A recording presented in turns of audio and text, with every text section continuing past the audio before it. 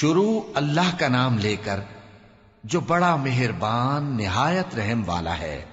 سچ مچ ہونے والی، وہ سچ مچ ہونے والی کیا ہے؟ اور تم کو کیا معلوم ہے کہ وہ سچ مچ ہونے والی کیا ہے؟ وہی کھڑکھڑانے والی جس کو سمود اور عاد دونوں نے جھٹلایا۔ سو سمود تو زبردست زلزلے سے ہلاک کر دیے گئے، رہے عاد تو ان کو نہایت زوردار آندھی سے تباہ کر دیا گیا۔ اللہ نے اس کو 7 رات اور 8 دن ان پر چلائے رکھا۔ تو اے مخاطب، تو ان لوگوں کو اس میں اس طرح گرے ہوئے دیکھتا جیسے کھجوروں کے کھوکھلے تنے، پھر کیا تو ان میں سے کسی کو بھی باقی دیکھتا ہے؟ اور فرعون اور جو لوگ اس سے پہلے تھے اور وہ جو الٹی ہوئی بستیوں والے تھے، سب گناہ کے کام کرتے تھے، سو انہوں نے اپنے پروردگار کے پیغمبر کی نافرمانی کی تو اللہ نے بھی ان کو بڑا سخت پکڑا۔ جب پانی طغیانی پر آیا تو ہم نے تم لوگوں کو کشتی میں سوار کر لیا تاکہ اس کو تمہارے لیے یادگار بنائیں اور یاد رکھنے والے کان اسے یاد رکھیں۔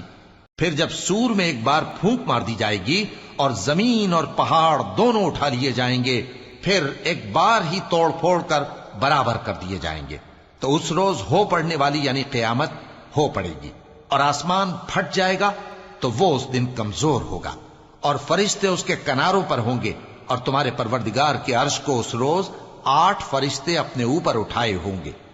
اس روز تم لوگ سب پیش کیے جاؤ گے اس طرح کہ تمہاری کوئی پوشیدہ بات چھپی نہ رہے گی۔ اب جس کا اعمال نامہ اس کے داہنے ہاتھ میں دیا جائے گا، وہ دوسروں سے کہے گا کہ لیجئے میرا نامہ اعمال پڑھیے، مجھے یقین تھا کہ مجھ کو میرا حساب کتاب ضرور ملے گا۔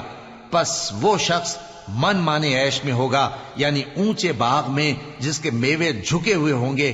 ان سے کہا جائے گا کہ جو اعمال تم ایام گزشتہ میں آگے بھیج چکے ہو، ان کے عوض مزے سے کھاؤ اور پیو۔ اور جس کا نامہ اعمال اس کے بائیں ہاتھ میں دیا جائے گا تو وہ کہے گا، اے کاش مجھ کو میرا اعمال نامہ نہ دیا جاتا اور مجھے معلوم نہ ہوتا کہ میرا حساب کیا ہے۔ اے کاش موت میرا کام تمام کر چکی ہوتی، آج میرا مال میرے کچھ بھی کام نہ آیا، مجھ سے میرا اقتدار جاتا رہا۔ حکم ہوگا کہ اسے پکڑ لو، اب اسے طوق پہنا دو، پھر دوزخ کی آگ میں اسے جھونک دو، پھر زنجیر سے جس کی لمبائی 70 گز ہے جکڑ دو۔